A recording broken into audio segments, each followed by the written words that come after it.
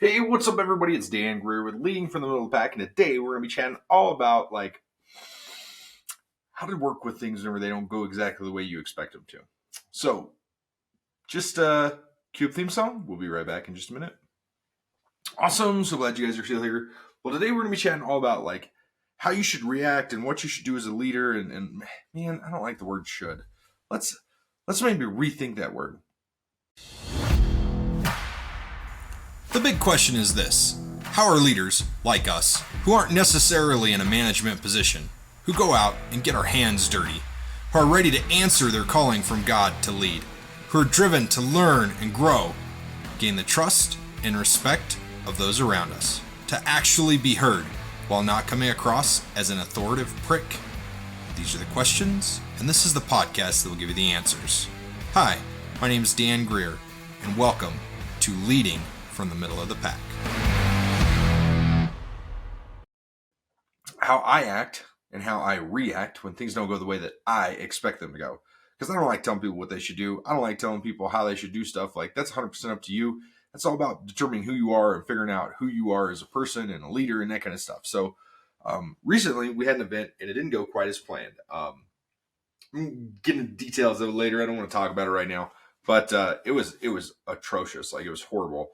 We had a whole bunch of people sign up and only a few of them actually showed up, and ended up being done super quick, fast, and hurry. And there was a lot of things that led up to it, right? There was a lot of things that caused this to happen. Now, I fold a shoulder full blame for this on me, for my team, as to why it happened and what happened within it. And I'm going to explain a little bit more about that here in just a minute. But we had this event planned, super big. We had lots of people coming. The room was full. It was sold out. And then I get there and I'm doing the event, and very few people show up, right? And first off, there's a couple things that happens. Emotionally, you're just whoa, super deflated, right? And then secondly, the thing that you got to remember is it's man, put a lot of effort in this, put a lot of time. We had people actually sign up. It's not a lose because we sent out their emails and we still communicate with them. But why are we struggling to get through to this? Why did we struggle to get people here? Blah, blah, blah, blah. And so you've got a couple different options, right? One of the things you can do is you can not show up for the few people that do show up. And that's not the way to do it. Whenever anybody shows up for you, no matter how big the crowd is, you got to show up full force and be 100% there for them. Could you imagine,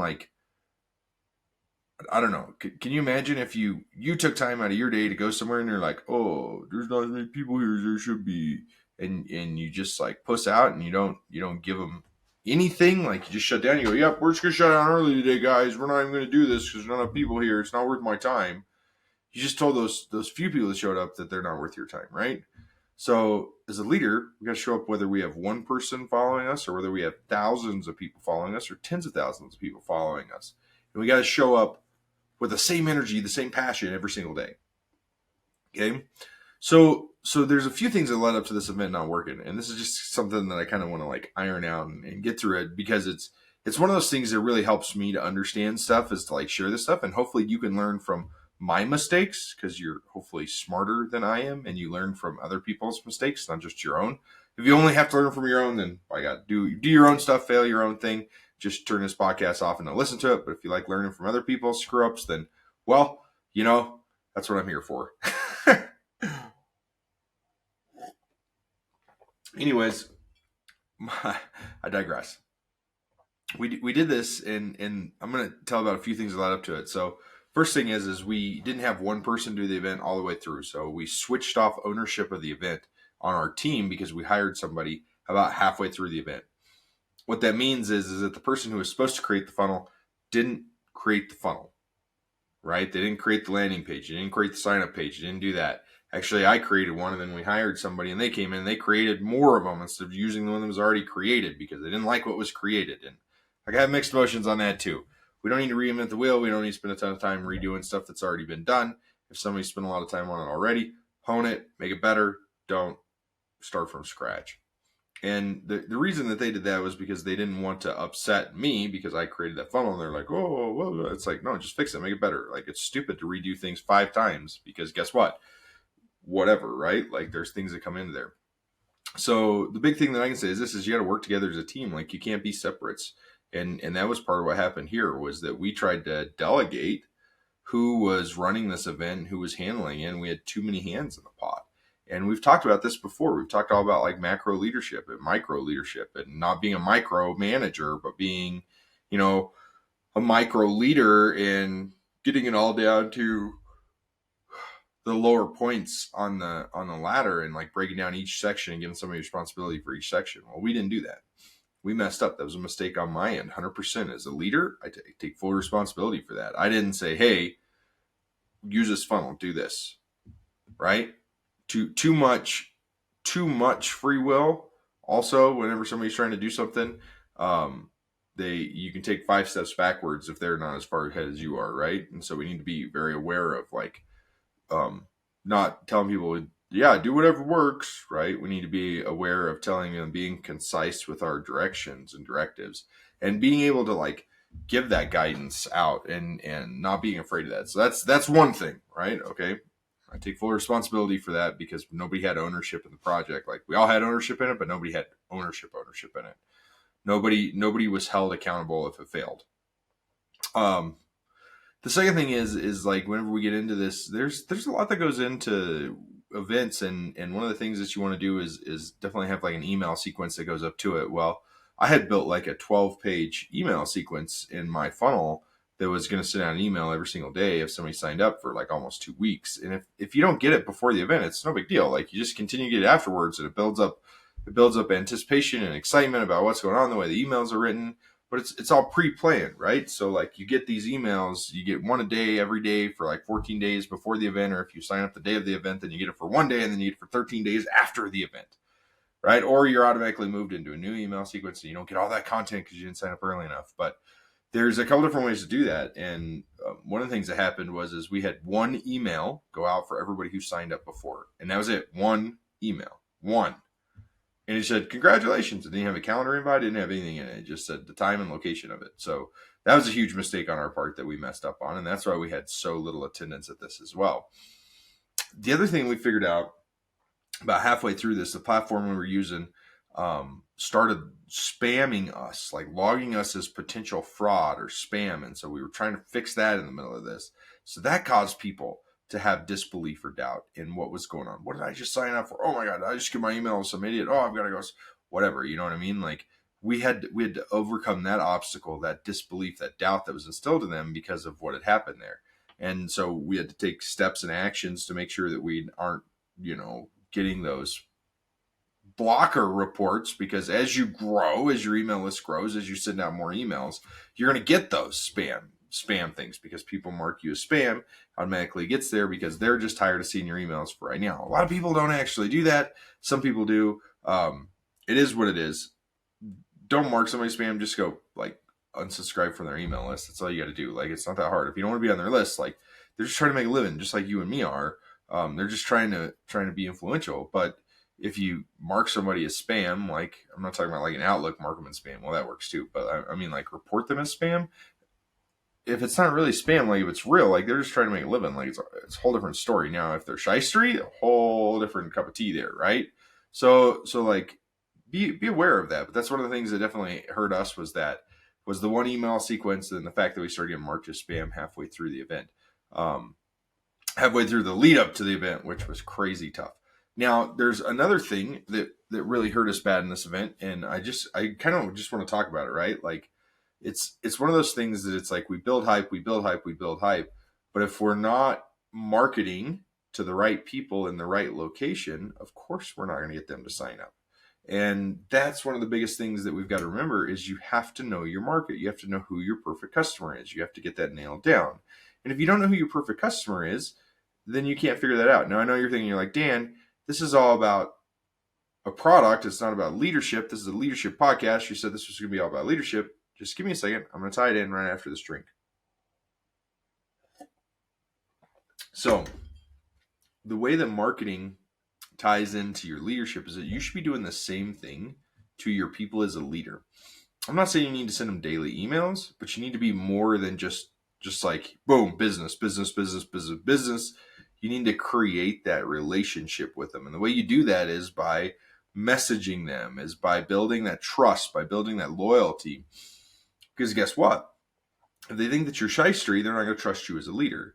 If they feel that you don't have their best interests at heart, they're not going to trust you. They're not going to follow you. But if they do feel like you have their best interests at heart, like you're not just after the end goal, which is leader, we are after the end goal, right? But you also care about the journey throughout getting there.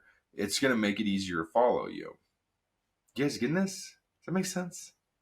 Do you see how that kind of combines together, right? Like a customer, if you don't get them to believe that you're looking out for their best interest, then guess what? They're not going to care either. Like they're going to drop you. They're going to spam you. They're going to whatever, they're not going to show up at the event after they sign up for it.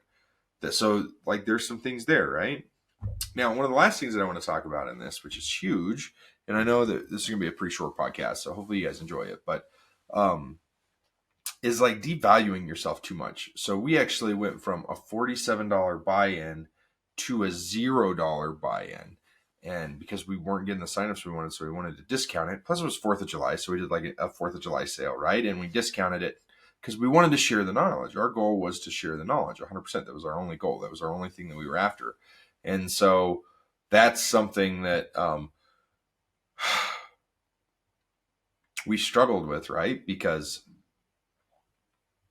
we discounted ourselves too much. So we went from a buy-in that included lunch to free, and they got a free meal out of it as well for the people who showed up. And for the people who showed up, it was a great deal, right? And we actually did a promotion where everybody who'd signed up beforehand, we gave them a refund.